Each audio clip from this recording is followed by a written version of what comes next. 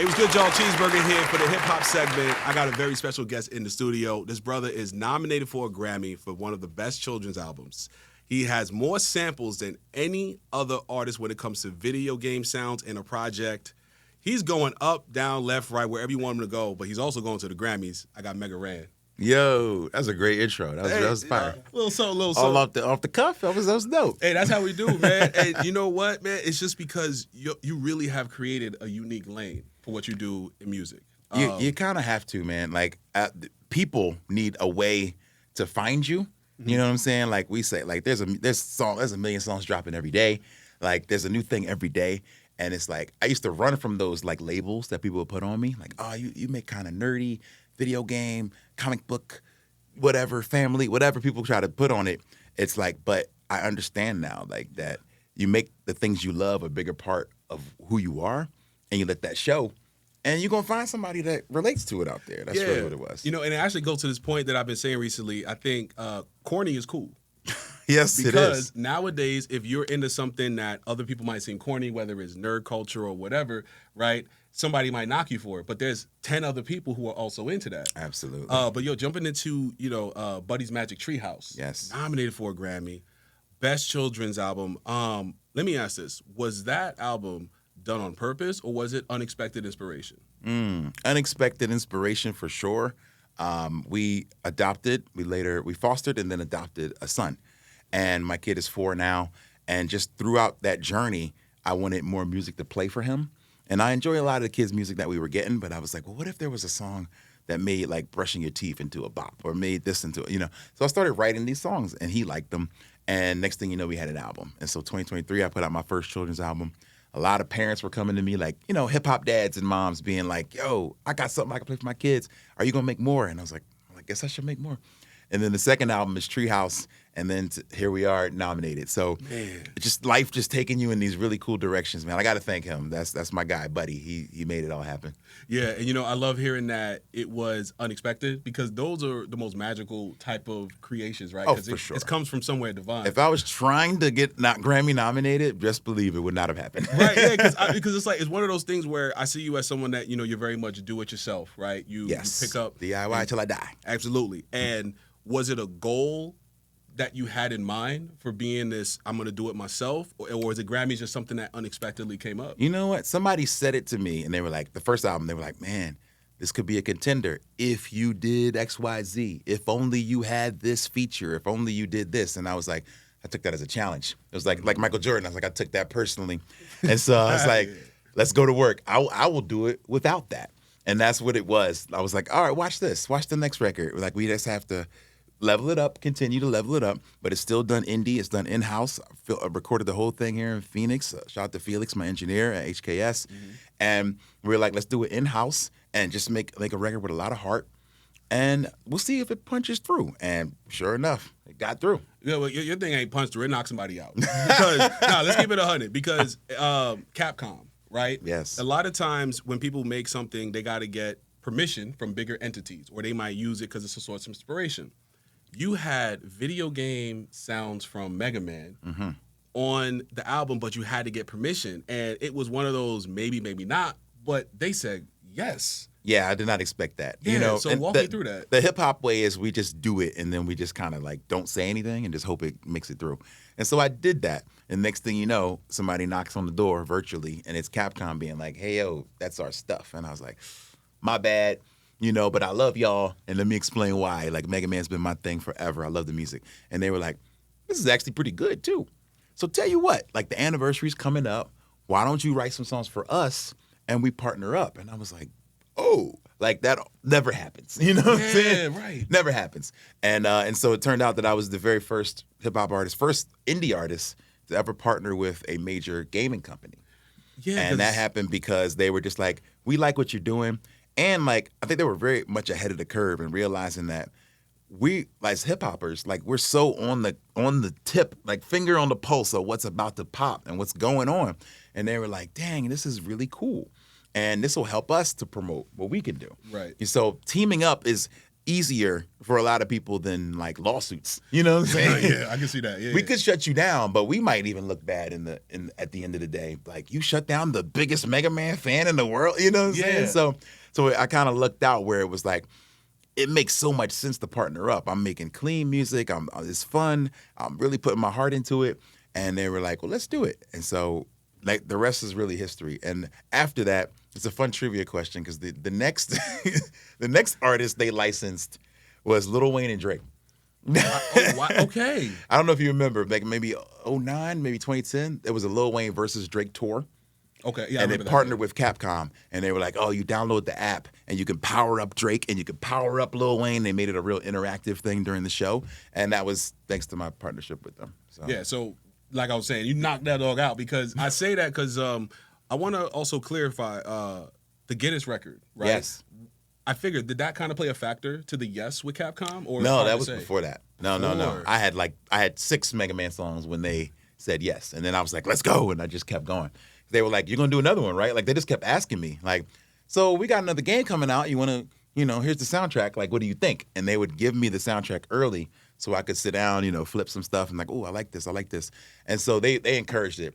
And then the next thing you know, Guinness calls me, and they're like, "I'm pretty sure you got a record. Like, we're doing the gaming edition of the book.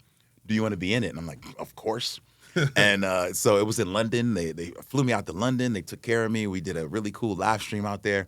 And like all of it was unreal. You know what I'm saying? We went from like the hip hop way, just kind of sampling in secret, not, you don't really like credit your sources, sample snitching is a crime, you know what I'm saying?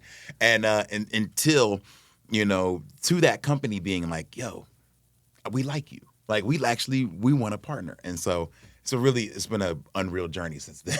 Yeah, because you've been featured in video games, all different kinds of media. So from going to making an album and then Capcom and then all these other places, right, creating a new lane. So we talked earlier about direct to consumer, right? Yes. And I referenced the late great Nipsey Hussle, right?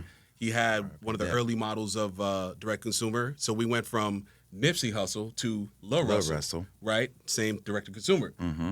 You said you were doing that before it was even a thing. Yeah, I even got a line in the song. I said, "I'm smiling and breaking even like a dark-skinned Lil Russell." You know what I mean? Because it's like, yes, I shout out to Lil Russell. I love what he's doing, man. And like, he is the spirit of hip-hop and DIY to the fullest extent, and I love it. And I love that he's very honest about what he does and how a lot of it costs money. It costs resources to create this overnight success, vibe. And so he's putting everything he makes goes back into it, and I'm the very same way. But prior to that, there were sites like Bandcamp, which is still around, Patreon, which is still around, where there were ways for you to legit give right back. So Bandcamp had the pay what you want model. That was the first place I'd ever seen that, where it's like I can put an album up, which I think I just did. I can put an album up for $0 or whatever you want. And so some people will pay $1, and I'll be like, "Here you go." But some people say, "Man, I love you so much. I've been stealing your music for years. Man, here's $300." You know what I'm saying? And it's like, and it's just giving people that opportunity, because if they have that opportunity and they really love you, like they want to support you. So like just doing it that way has been really, really dope. And through those sites like that, where people can just drop any amount and still be able to support the movement is like super valuable. You know what I'm saying? So then to even.biz being a site where now it's an infrastructure where we can bring other people in who all want to create and release music under this model. And you got to have fans though. Yeah. Like at the end of the day, like Kickstarter was another one. Like I funded Treehouse with Kickstarter. So I just go to the Kickstarter site and say, "Hey guys, I want to make this album. I need 10 grand. And then by the time it was over, I had 35 grand. You know what I'm saying? So like the people were willing to support that record and fund it. So I was like, I'm gonna make y'all the producers on their album. You know what I mean? Yeah. Because I thought that was a very special thing. So you give tiers of rewards back to people. Like, all right, you get a shirt, you get a tee, you get a vinyl, you get a cassette, you get credit. You know what I mean? So the very first note on the record is a woman playing bass clarinet who gave me like $6,000 to make the album. And I was like, okay, you got to be on the album.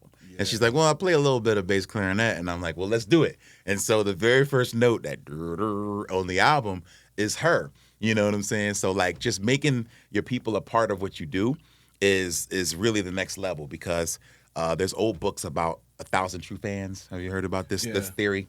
100 true fans. If you got 100 people that are willing to pay $100 or literally to buy anything you ever created, then you could fill up a venue.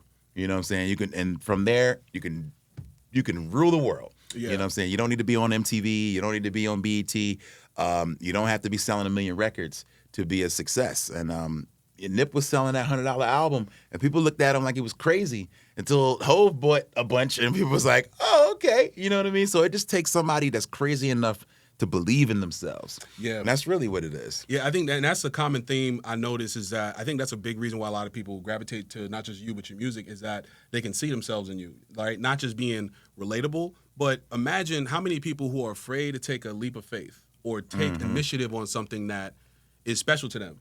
Because it sounds crazy. It's very scary. You know what I mean? Like, even moving out here from Philly, like, people are like, man, you got to start back over from zero. Like, what you doing, you know? And it's like people kind of project those fears onto you, you know, because they were too afraid to push and move and to promote the thing that they believed in, you know, and that moment kind of passed them. And so they're like, well, don't do it. Don't save yourself the disappointment. You know what I'm saying? And I saw my boy Destroy said, congratulations on failing. Because most people never even try. Yeah, actually, I just saw a post about that. And, you know, going back to community, you know, something I find really dope is you not only have the music, or the album, I should say, available for streaming and download, you got cassette, you got vinyl, you got CDs, you got these special products. And I'm a bit of a hip-hop purist. So I appreciate a vinyl because the music is going to sound different, right? We be merching. People call me the merch god. It's one of those things where, like, there will be 5 to 15 pieces of merch on the table if you go to my show. I like to have something that somebody can get for $1, something that somebody can get if they got $100. You know what I'm saying? So the latest thing we started doing is USB drives. So it's like, okay, you get this very little USB stick that has everything I've ever done on it. And you just name the price. Like, I suggest 100, but you can do whatever you want, and you'll literally have every song right at your disposal. You don't have to wait for the streaming sites. You don't have to have the subscription. You just plug it in. Some people can plug it in their cars, things like that. And some people be like, well, I want to buy it, but I don't have anything that has a USB drive on it. No problem. Give me your email. I'm going to send you a Dropbox link immediately of all the music. You know what I'm saying? So merch is definitely the lifeblood of what we do as independent musicians, where, like, and you can't bootleg the T-shirt. You know what I'm saying? At the end of the day, like, you can't bootleg the. Well, we got bootleg Kev though, but shout out to bootleg Kev, who always wears bootleg wrestling T-shirts, by the way. But yes, I guess you can bootleg the T-shirt at this point, but you probably wouldn't. You know what I'm saying? You'll go get the music. If you really support the person or the craft or what they do, you're not going to bootleg it. Yeah. I mean, we get it. Your bread could be silly, but don't be silly with this person's business. You know what I'm saying? Like, that's how I look at it. And I want to go into real quick about, you know, even audience, right? And having people who support you. I read Charlemagne's book, Black Privilege, right? Great book. And a very interesting analogy in there was the idea of the number of 10 when it comes to audience. They say there's 10 people. 4 of those people are the people who care about you, people who you know, grew up with, they rock with you, so on and so forth. Okay. Then there's going to be another 5 other people who don't like you. Because in life, you more likely are going to meet people who may not align with you for whatever reason. Gotcha. But there's still one person left, right? My math might be off, so call me. No. And then the one person who's left is undecided. Because they don't know whether to support you or not support you because they don't have enough information to make that decision. So at the end of the day, that's why it's important to be yourself and be natural. Because once you are yourself and natural, whoever that undecided person is, if they go that ratio of disliking you, well, guess what? That's 6 to 4. Don't matter. You still got the same 4 people that's always been with you. Yeah. But if that person ends up being a new fan, now the ratio is 5-5. Because in life, the likelihood of people really rocking with you is 50-50. 50-50. You know? Wow, that's good. And if you find yourself doing something you're not necessarily proud of or being somebody you're not to try to win over that fan, you could turn off the other 4 or 5 who already been with you. You know, like, oh man, this guy's doing that corny stuff now. Like, I'm out of here. Yeah. So yes, you could lose your true supporters by not being authentic. Exactly. So it's a really good model. I like 10 because it's a nice round number and people can see that. And Gary Vee always says, like, people get mad when they get 50 likes on a post, and it's like, will 50 people fit in this room? Imagine 50 people in this room. We'd be like, we'd be out here. You know what I'm saying? You'd be like, that's a pretty good turnout. You know what I'm saying? Yeah. So imagining and understanding what 50 people actually looks like is perspective is everything, man. Yeah, perspective is definitely everything. That's And why so, social media is kind of bad. Like I love Instagram and scrolling, but like I don't know if anybody gets caught up in likes, and I try not to. But you're like, oh my god, that dude got 10,000 likes on a post, and I get 12. Like you think you're Yeah. a failure, and it's like that comparison will forever like keep you down and keep you in your place, and sometimes it keep you from realizing your true potential. You know what I'm saying? So you got to during COVID, man, I was real down because I was like, is this over? Like, is touring over? Is all this stuff over? And I had to think about a life outside of touring. And I was doing a lot of live streaming on Twitch. And so, but it made me realize, like, yo, you have to fall in love with the process. Like, you better love what you're doing because there might be 6 people, it might be 1 person, it might be 600 tomorrow. Like, you better have enjoyed what you did. You know what I'm saying? Because at the very least, you got to please yourself. And so, no matter who else is there, like, I would hate for the moment where 800 million people are watching me and I just did something that I didn't even like. You know what I'm saying? I wrote a song I didn't even enjoy. I'm playing a game I didn't even enjoy. I'm talking and I didn't enjoy talking to the person. Like, I would hate that more than anything. You know what I'm saying? Like, success is really all what you make it. And I think you got to, like, really fall in love with the process. And if you enjoy writing, you enjoy those late nights editing, you enjoy all that cool stuff that people don't see, then you already won. You're a success. That's why I say the Grammys is a foregone conclusion because I already won. I won before that. You know what I'm saying? I won the day that we were able to adopt my son. I won the day I got married. I won the day that I put out an album about Mega Man and you know what I'm saying? Like, I won the day I put out what I believe to be the best children's album of the year. So, I already won. Yeah, you definitely won, bro, because having all of those things and still being you, I think is the biggest thing, because I like to think of likes in this way. When I think about people who like something on my social media, chances are I know them to some extent. Right. And if I don't know them, I get curious as to, okay, what their takeaway from it was. Like, I like seeing people's comments about what you do and how they take away from it, because I like to think that there's certain people like yourself who your job is to empower people. And it's not a coincidence that you're in this place. You know what I'm saying? Like, certain things happen for a reason. So with that being said, what's something that you would say to someone who is afraid or hesitant of trying something that they're afraid of doing?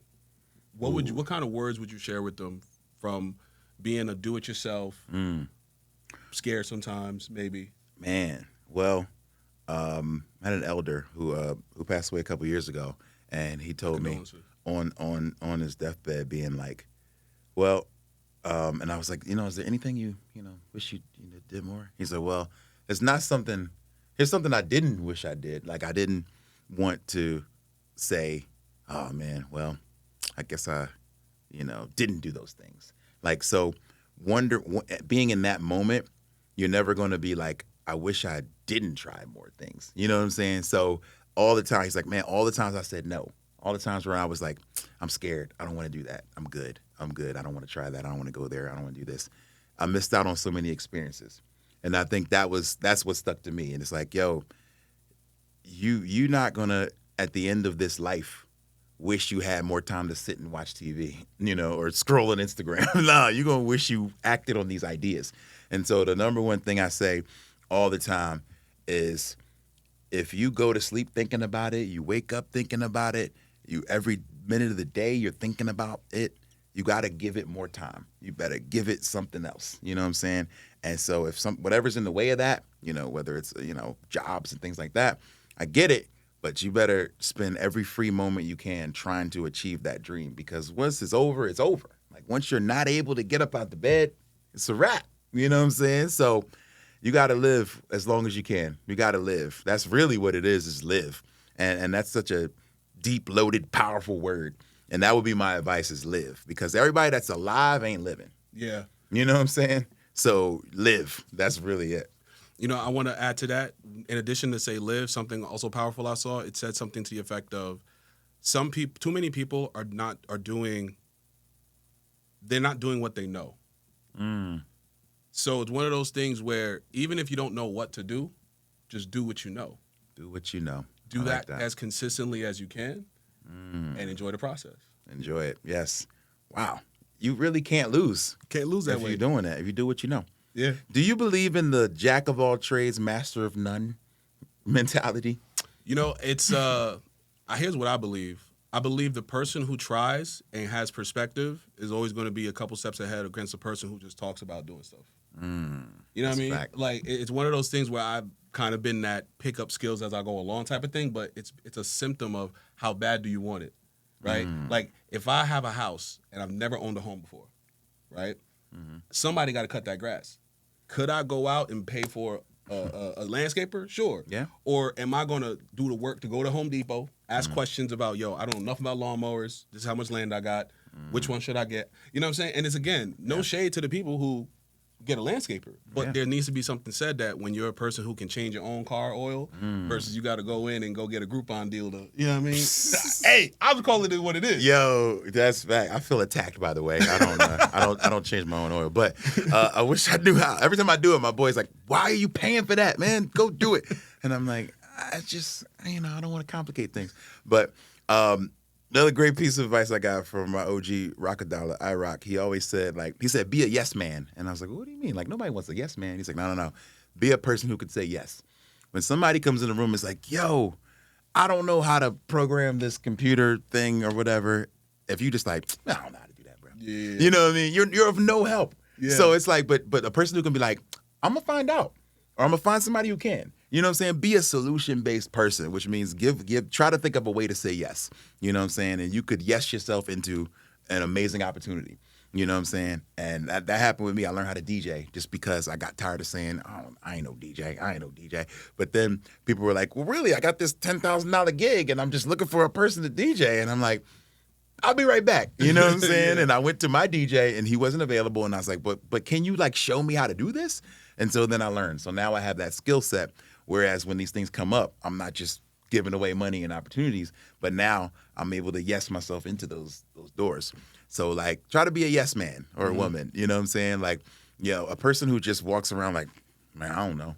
You know what I'm saying? Like, you're of no help to anybody. So find a way to turn that into if I don't know, I'm going to find out. I'll be right back. You know what I'm saying? Like, that's the kind of person that people want to be around. And ultimately in this music business, I hate that it's so relationship based, but it's important. And I think the best advice you can give to somebody is be a person who adds value to any room you're in. You know what I'm saying? It doesn't have to be monetary value, but just insight. You know what I'm saying? Like a person, like I said, who just shrugging their shoulders is of no use in that room. You are literally just taking up space.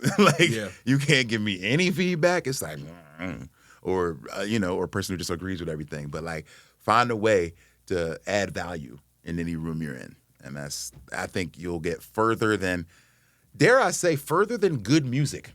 Further than good art is just being a good hang. You know what I'm saying? Like, I know very talented people who I will not call to be on a record because, you know what? That's because you know it's going to be some BS with them. You're like, well, this guy is his baby mom going to be yelling at him. He need me to pick him up, bring him to the studio. This one is going to be, you know what I'm saying? It's going to be an issue. So therefore, I would not call them. So it's like, you got to be a person who makes it easy to work with them. Yeah. And brings value to the situation. So, I used to coach basketball and I had to sit my best player down and we got smoked by like 60 because he was late every day to practice. And I was like, he's sitting on the bench like, should have put me in, coach. And I was like, no, I shouldn't have. Like, no, like, this is what it is. Yeah, like, this is the reality of your actions. There are consequences to actions. And unfortunately, if you're not doing the work to be a part of this team, we're gonna lose every night. It's just what it is. Like, we'll figure it out. Yeah. You know what I'm saying?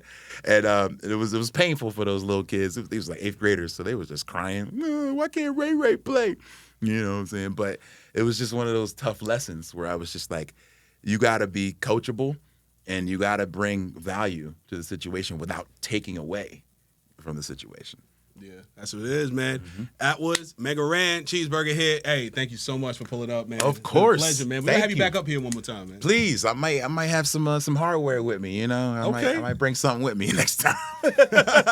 Maybe. Yeah. Fingers crossed. I'm looking forward. We're looking forward. We're rooting for you, man. Thank you. I appreciate you. Yeah.